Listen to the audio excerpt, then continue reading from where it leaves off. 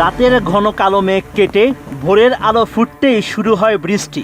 প্রথম দিকে স্বস্তির পরিবেশ থাকলেও পরে টানা মুষলধারে বৃষ্টিতে বদলে যায় পরিস্থিতি। 29 এপ্রিল সকাল থেকে শুরু হওয়া মুষলধারে এই বৃষ্টিপাত দিনভর অব্যাহত রয়েছে, যা সাধারণ মানুষের দৈনন্দিন চলাচলে চরম সংকট তৈরি করেছে।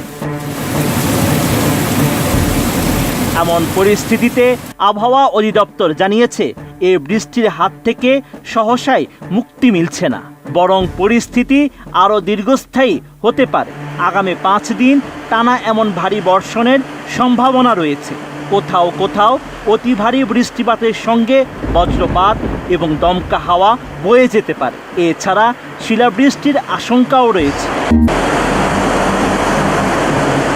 পরিস্থিতি অবনতির দিকে যাওয়ায় বিশেষ সতর্কতাও জারি করেছে আবহাওয়া অধিদপ্তর। সতর্কবার্তায় চট্টগ্রাম, কক্সবাজার, মোংলা ও পায়রা সমুদ্র বন্দরে 3 নম্বর স্থানীয় সতর্ক সংকেত দেখাতে বলা হয়েছে।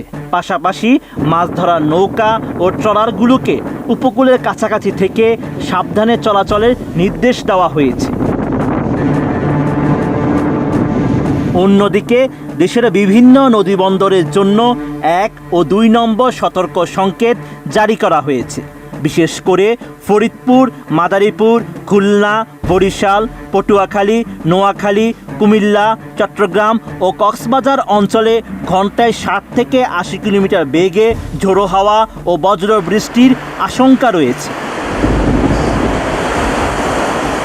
আবহাওয়ার পূর্বাভাস অনুযায়ী রংপুর, রাজশাহী, ময়মনসিংহ, ঢাকা, খুলনা, বরিশাল, চট্টগ্রাম ও সিলেট সহ দেশের বিভিন্ন এলাকায় আগামী কয়েকদিন ভারী থেকে অতি ভারী বর্ষণ হতে পারে। এতে কোথাও কোথাও অস্থায়ী জলাবদ্ধতা সৃষ্টি এবং বিশেষ করে চট্টগ্রাম বিভাগের পাহাড়ি এলাকায় ভূমিধসের ঝুঁকির কথাও বলা হয়েছে। টানা বৃষ্টিপাত নিয়ে আবহাওয়া অধিদপ্তর জানিয়েছে, এই বৃষ্টিপাত আগামী 5 মে পর্যন্ত অব্যাহত থাকতে পারে। এ সময় বৃষ্টির কারণে তাপমাত্রা কিছুটা কমলেও বৃষ্টি কমে গেলে আবারও গরম বাড়ার সম্ভাবনা রয়েছে।